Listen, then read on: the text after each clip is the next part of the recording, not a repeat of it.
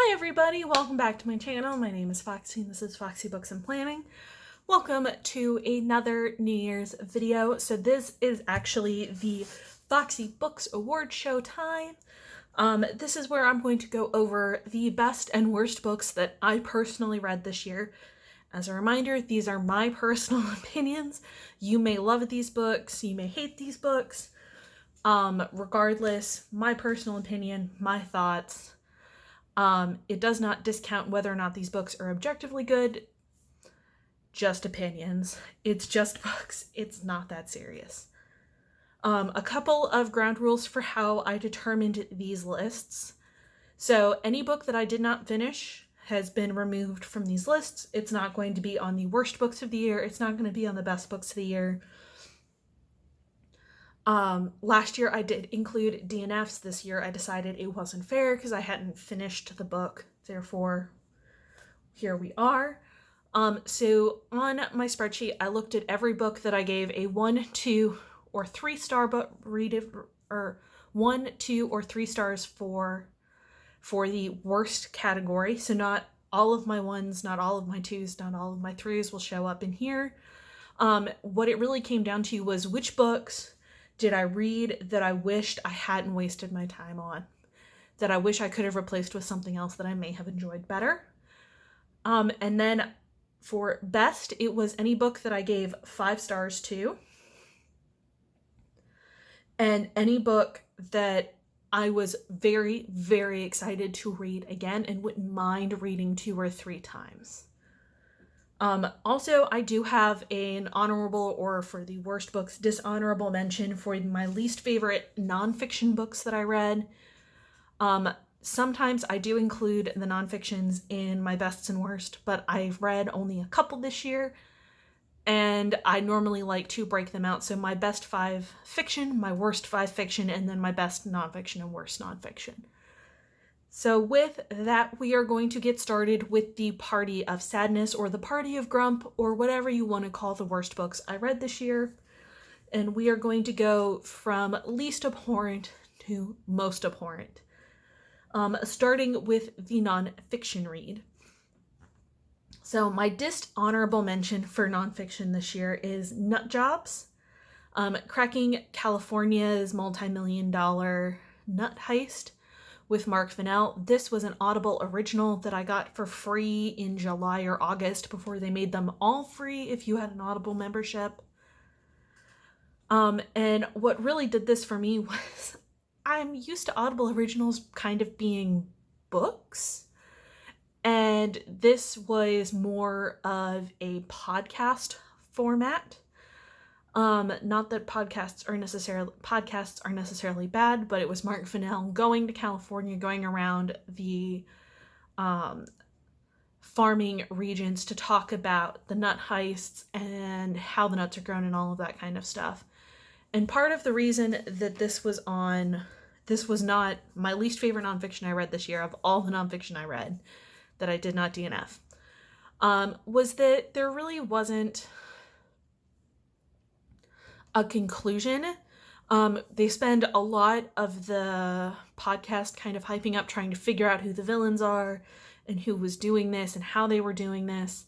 And kind of very similar to how true crime tends to happen is that there wasn't a speculation at the end about who would have been responsible.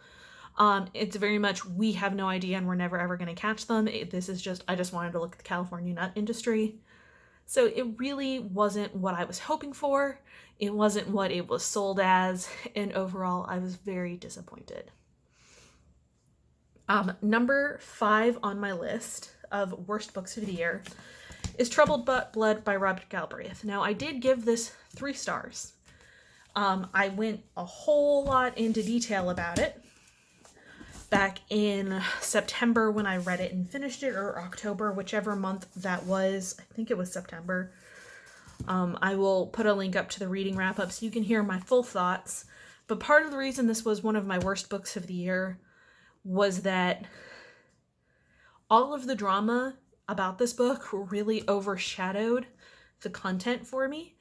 And the things that made this book controversial did not add anything to the plot. and it was way too long.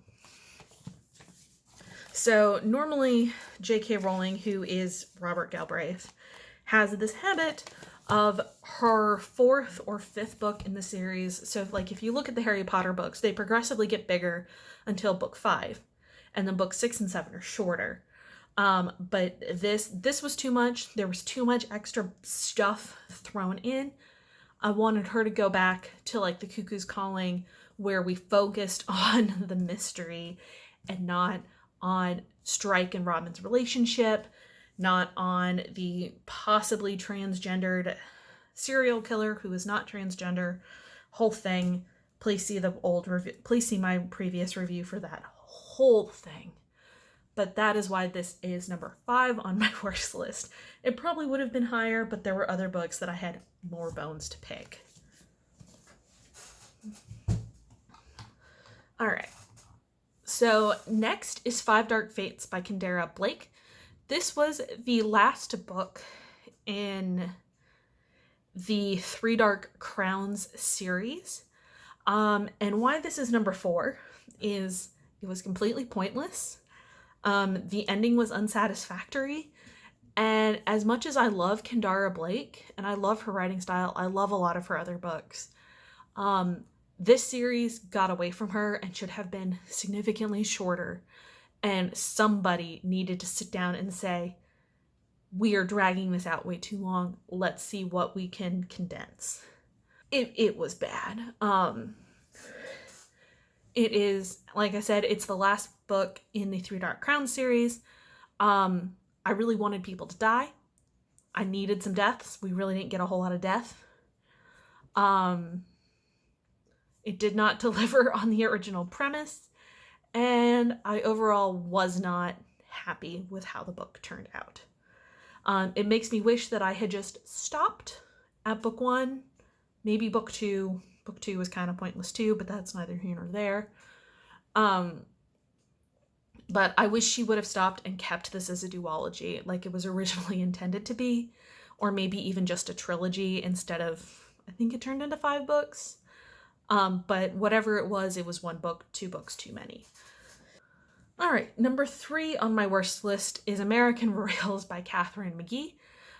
This is a young adult speculative fiction romance that I did give 2 stars. I really disliked this book. This is another one where it probably could have been paced differently. And there needed to be a serious conversation between McGee and her editor about, if we're making this a duology, where do we cut this? So this is following the American royal family, the Washingtons, and the oldest daughter, Beatrice, is getting ready to take the reins from her father, and we're following her and her little brother, who's in love with her best friend.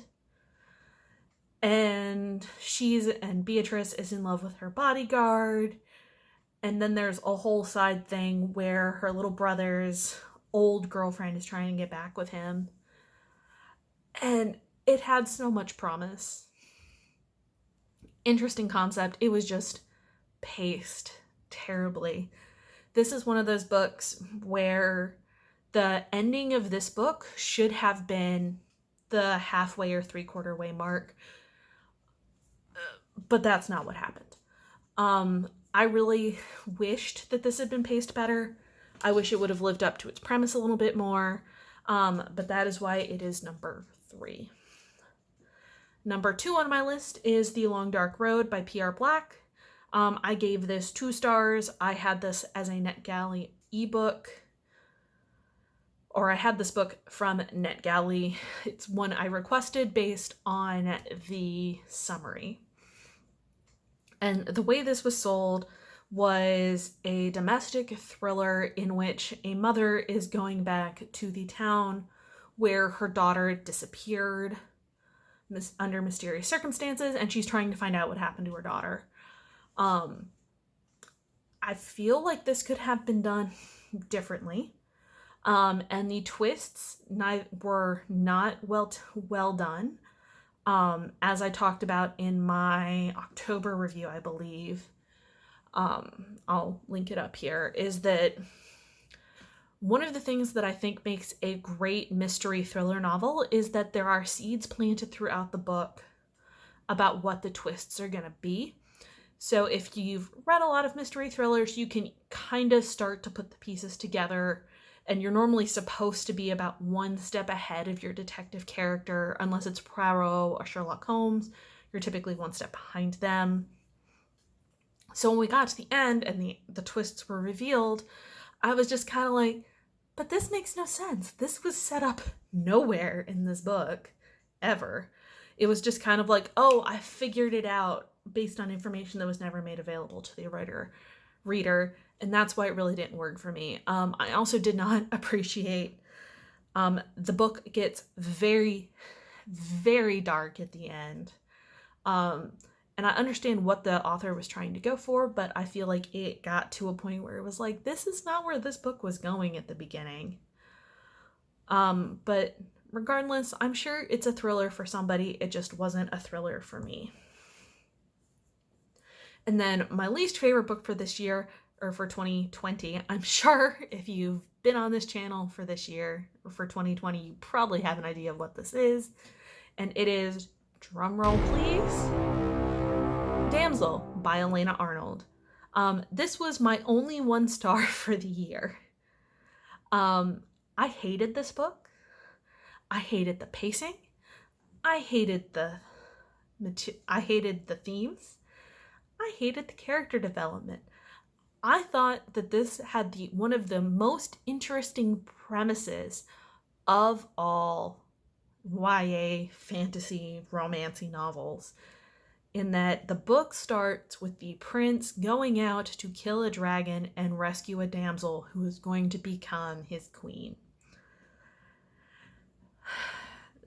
Lots of trigger warnings in this book. There's abuse, there's anxiety, there's depression, there's suicidal thoughts, there's discussion of sexual assault. It's just, there were so many things wrong with this book. And it had such an interesting premise. Because at the beginning, our main character, who is our damsel, is just trying to figure out who she is, because she has no memory of anything before being rescued. And the pacing was really terrible, and everything happened in the last 50 pages of the book. All of the big revelations, all of the plot really started to move then. And that left me with 250 pages of world building and nobody really doing anything. So that is why it is my worst book of the year. I have talked at length about it in several other videos, but we're not going to do that here because I really want to get to talking about my best books of the year. So with that, we will leave the worst of 2020 in 2020 where they belong and move on to my best books of 2020.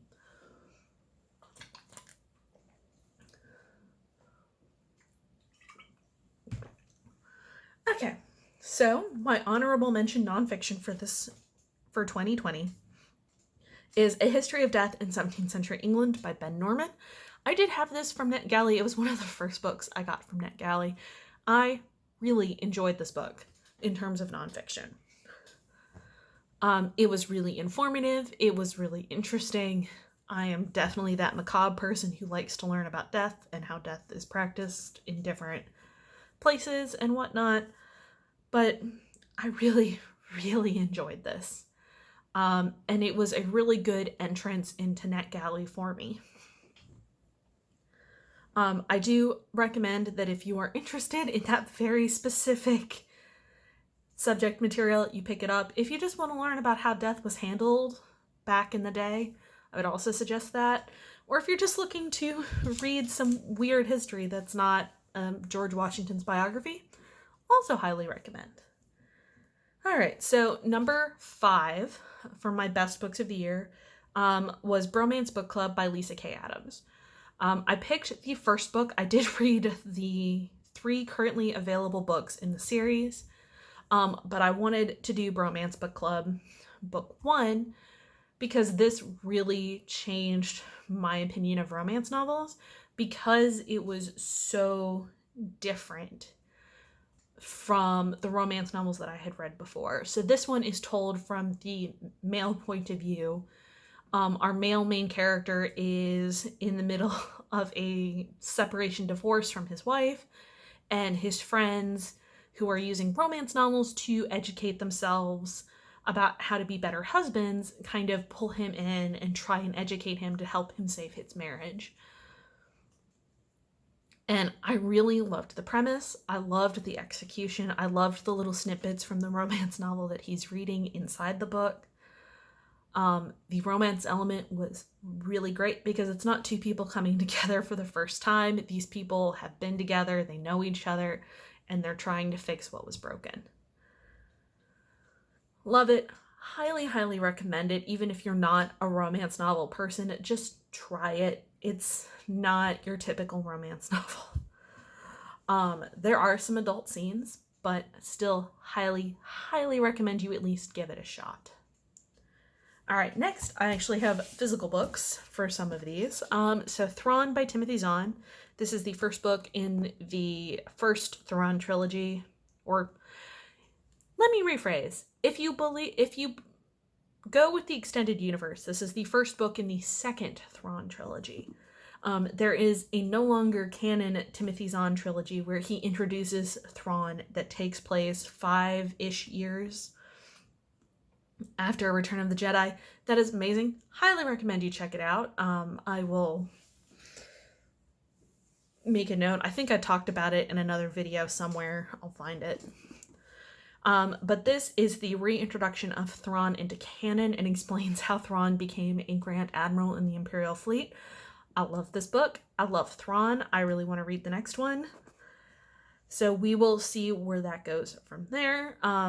If you are a fan of the Thrawn character in Rebels, this is his backstory. If you're a fan of Star Wars expanded canon, read it.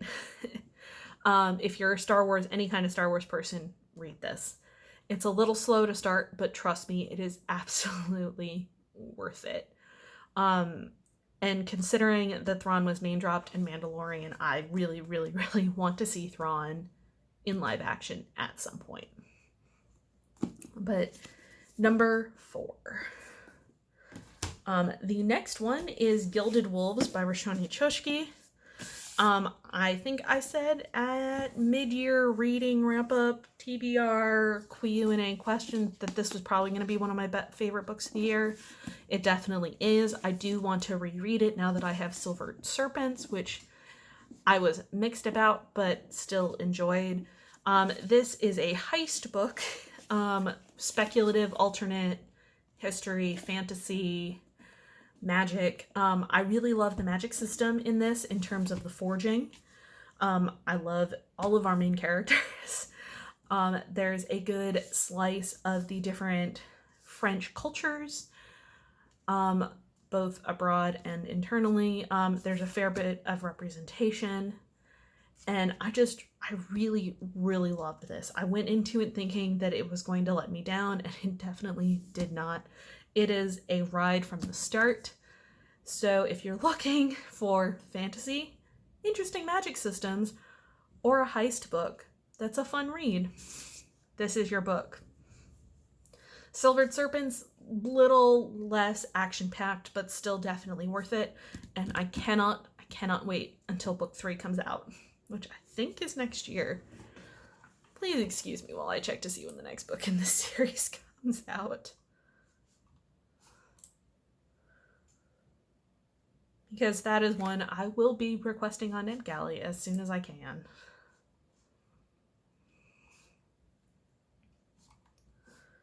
Untitled.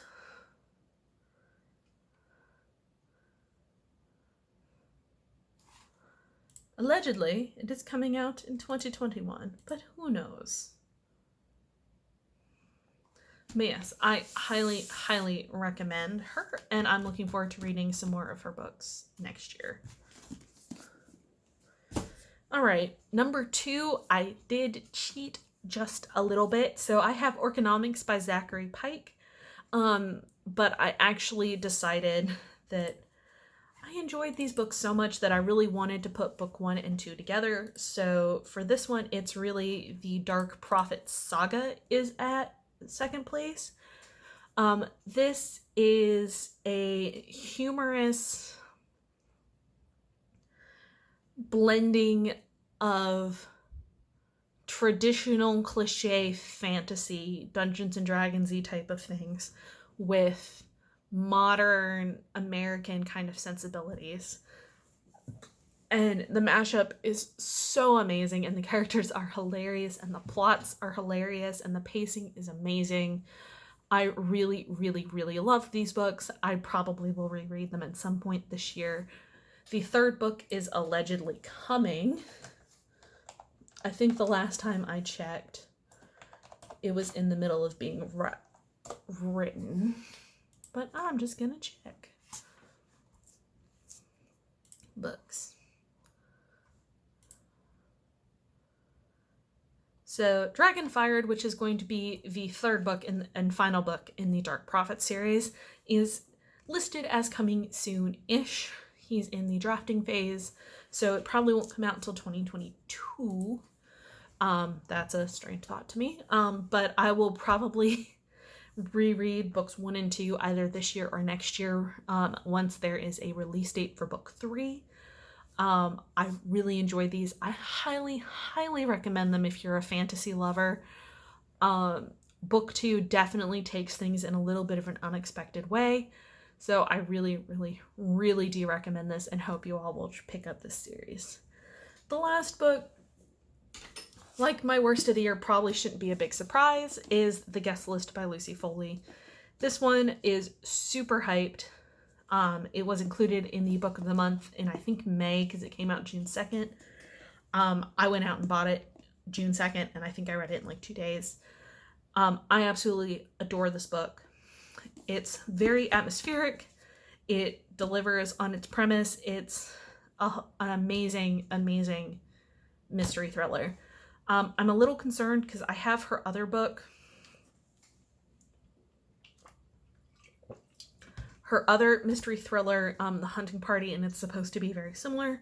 Regardless, I love this one, and I want to reread it so I can pick up on the hints regarding how everyone is connected and who the murderer is much earlier on. Highly, highly recommend. If you're new to mystery thrillers, this is a great mystery thriller for you. If you've read a lot of mystery thrillers, I still think this is a great mystery thriller. It's along the lines of And Then There Were None, but it's much better done than some of the other similar And Then There Were None inspired novels that have come out in the last couple of years. So with that, we have reached the end of my bests and worsts of 2020. Please do comment down below if you agree or disagree with any of my takes. I will be doing a stats video shortly going over what books I did like, or all of my bookie stats, and I might see if I can show you all what my spreadsheet looks like. But with that, please do remember to like and subscribe, and I will talk at you in another video.